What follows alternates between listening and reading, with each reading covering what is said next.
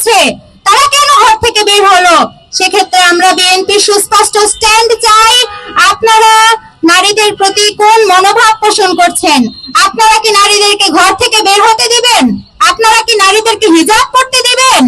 আপনারা কি নারীদেরকে নিকাব পরার স্বাধীনতা দিবেন? আপনারা কি নারীদেরকে নিরাপত্তা দিতে পারবেন?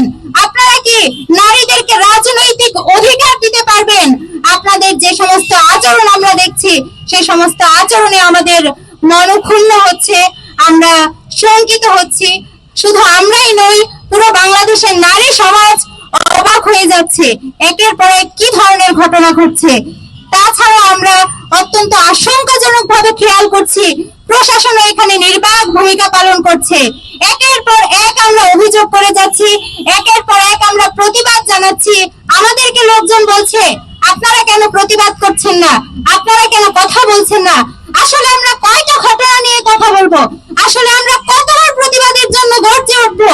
আমরা বারবার প্রতিবাদের জন্য গর্জে উঠছি, আমরা বারবার কথা বলছি, একটা ঘটনারও সুস্পষ্ট তদন্ত হতে দেখিনি, একটা ঘটনারও বিচার হতে দেখিনি, শুধুমাত্র গ্রেপ্তার করা পর্যন্তই সীমাবদ্ধ। গতকাল চট্টগ্রামের যে ঘটনাটি ঘটলো, আমরা দেখেছি ছাত্রদলের একজনকে গ্রেপ্তার করা হয়েছে, যেখানে চিহ্নিত দোষী ছিল 3 জন।